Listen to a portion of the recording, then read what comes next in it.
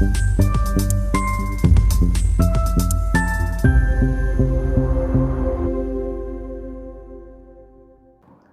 मित्रांनो, अजितदादांच्या निधनाचा फायदा घेऊन त्यांच्याचकडे असलेल्या अल्पसंख्याक विभागाने 3 दिवसाच्या दुखवट्यात महाराष्ट्रातल्या तब्बल 75 शाळांना अल्पसंख्याक दर्जा देऊन टाकला।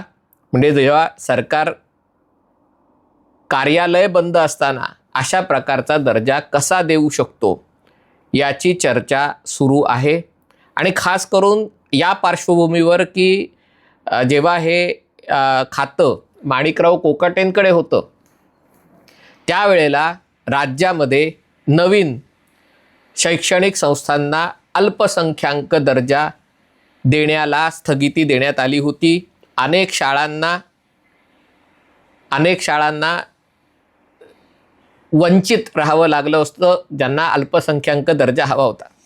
यातल्या बहुतांश शाळा हिंदू समाजाच्या लोकांनी काढलेल्या आहेत। मग हिंदू समाजाच्या शाळांना अल्पसंख्याक दर्जा कसा हा प्रश्न पडणं स्वाभाविक आहे, कारण भारतात अल्पसंख्याक हा सोयीनुसार त्याची व्याख्या बदलते।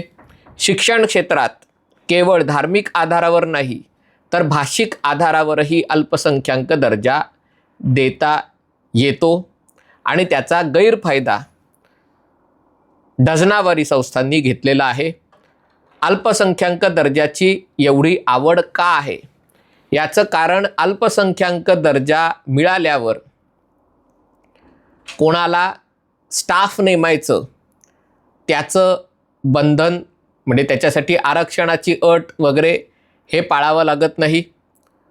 जे शाळांच्या ट्रस्ट असतात, गव्हर्निंग बॉडी असतात, व्यवस्थापकीय मंडळ असतं, त्याच्यामध्ये कोणाला नेमायचं त्याच्यावर बंधनं राहत नाहीत।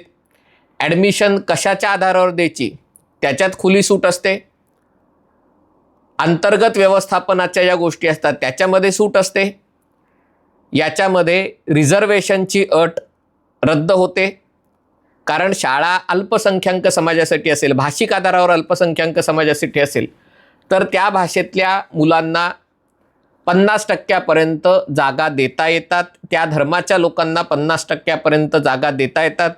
जर जनरल कॅटेगरी संस्था असतील तर तुम्हाला 49% आरक्षण द्यावं लागतं। 25% राईट टू एज्युकेशनच्या अंतर्गत कोटा ठेवावा लागतो, खास करून खाजगी संस्था असतील तर। शिक्षकांच्या भरतीतही त्या TET वगैरे ज्या परीक्षा असतात त्याचं तेवढ्या सक्तीने पालन केलं जात नाही। म्हणजे जर तुम्ही बहुसंख्याक असाल तर तुम्हाला सगळे कायदे कानून नियम लागू पडतात, पण जर तुम्ही अल्पसंख्याक असाल तर तुम्हाला कुठल्याच गोष्टी लागू होत नाही। आणि म्हणून त्याचा गैरफायदा घेऊन स्वतःला अल्पसंख्याक दर्जा देण्यासाठी चढाओढ असते। आणि हे अल्पसंख्याक कोणत्या आधारावर तर भाषिक अल्पसंख्याक, धार्मिक अल्पसंख्याकही आहेच।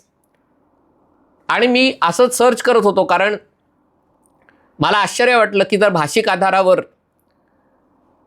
अल्पसंख्याक दर्जा दिला जात असेल, आणि गंमत बघा, अजितदादा गेले त्याच दिवशी 6 शाळांना अल्पसंख्याक दर्जा देण्यात आला। त्याच दिवशी म्हणजे सरकारी कार्यालय बंद करण्यात आली, पण ती बंद होता होता अजितदादांकडेच असलेल्या विभागाच्या माध्यमातून 6 शाळांना त्या दिवशी देण्यात आली।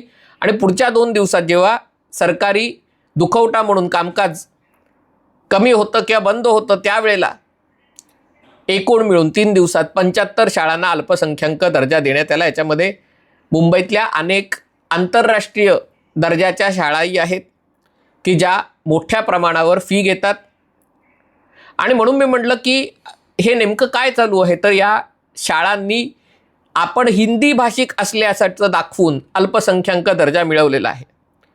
म्हणून माझ्या मनात विचार आला की अशा प्रकारे जर मराठी माणसाच्या महाराष्ट्रामध्ये शाळा हिंदी भाषिक असल्याचं किंवा तेलुगू भाषिक असल्याचं किंवा बंगाली भाषिक असल्याचं दाखवून अल्पसंख्याक दर्जा घेत असतील आणि कायदे कानून नियम याच्यातनं स्वतःला माफी मिळवत असतील तर मराठीचे रक्षक असलेले ठाकरे बंधू, त्यांचे 2 पक्ष, मराठीसाठी कार्यरत असलेला 3रा पक्ष शिवसेना एकनाथ शिंदेंचा, यांचं याबाबत धोरण काय आहे नंतर माझ्या लक्षात आलं की ठाकरे कुटुंबियांची पुढची पिढी शिकले त्या शाळाही अल्पसंख्याकच आहेत. म्हणजे बॉम्बे स्कॉटिश ही शाळा अल्पसंख्याक आहे, अर्थात ती ख्रिस्ती समाजासाठी आहे. पण गंमत म्हणजे ख्रिस्ती समाजासाठी 50% तिथे जागा ठेवता येतात.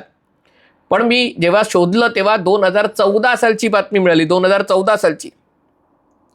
आणि त्या बातमीत असं म्हटलं होतं की अगदी बॉम्बे स्कॉटिशमध्येही जेमतेम 20% मुलं ख्रिश्चन आहेत.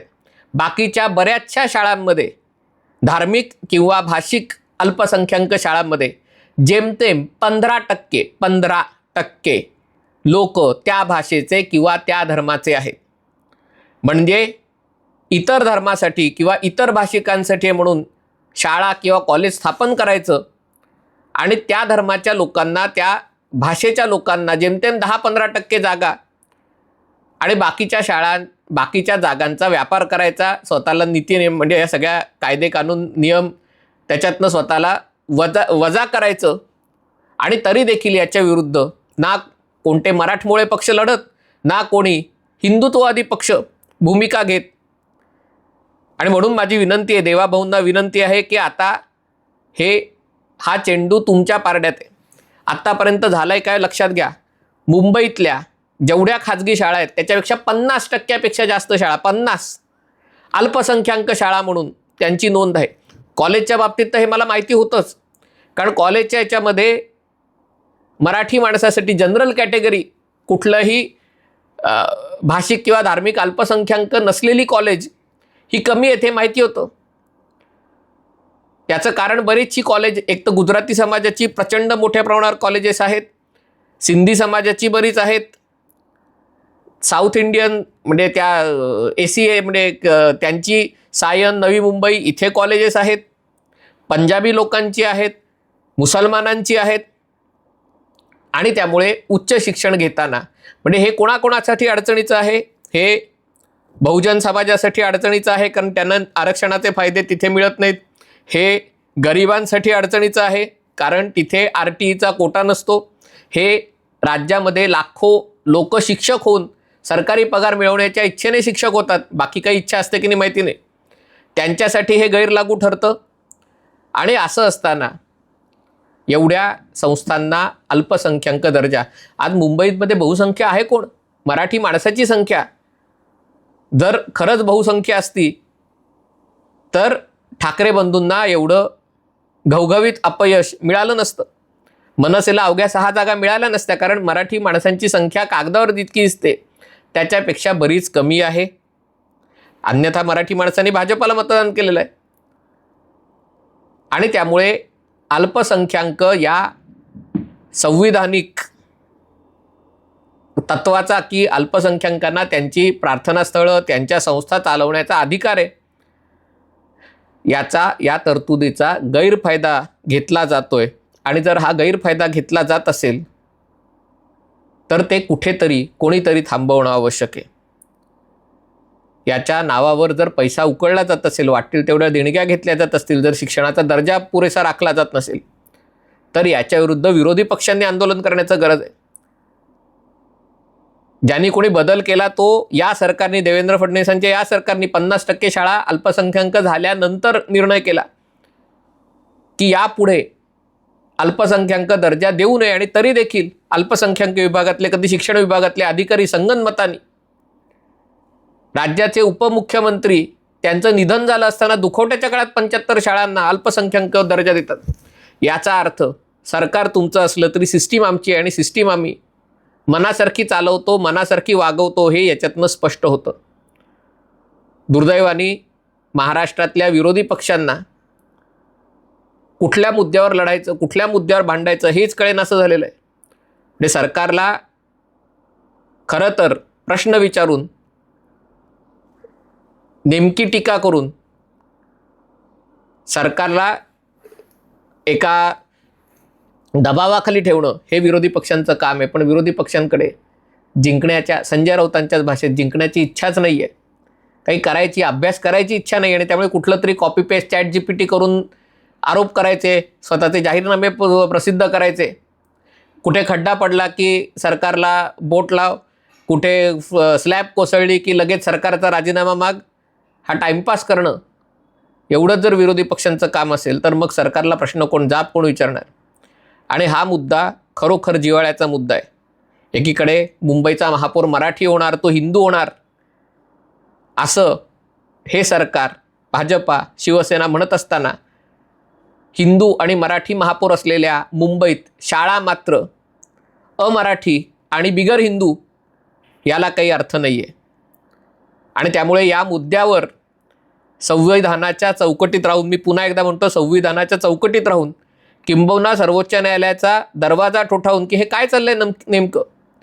संविधानात अल्पसंख्याकांना अधिकार आहे ठीक आहे, पण मुंबईसारख्या बहुभाषिक शहरामध्ये जरी मराठी माणसाचं शहर असलं तरी बहुभाषिक आहे. मराठी माणसाची संख्या 50% जास्त नाही आहे.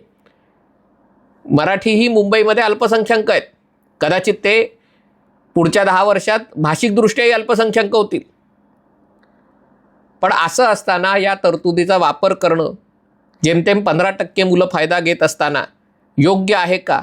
आणि त्याच्यावर स्थगिती नाही तर कायम बंदी आणून ज्या शाळांमध्ये हा आकडा 50%च्या वर जात नाही त्यांचं अधिकार कमी करणं, काढून घेणं, हे याचं पुढचं लॉजिकल, तार्किकदृष्ट्या पुढचं पाऊल आहे. पण या मराठी योद्ध्यांचीच मुलं अल्पसंख्याकांच्या शाळांमध्ये शिकलेली असल्यामुळे हे विषय काढले जाणार नाहीत. किमान ते मांडली जातील आणि त्याच्यावर चर्चा होईल अशी अपेक्षा आहे. हा व्हिडिओ आपल्याला आवडला असेल तर कृपया लाईक करा, शेअर करा आणि चॅनल सबस्क्राईब करण्याची विनंती आहे. तुर्तास इथेच थांबतो. पाहत रहा MH48.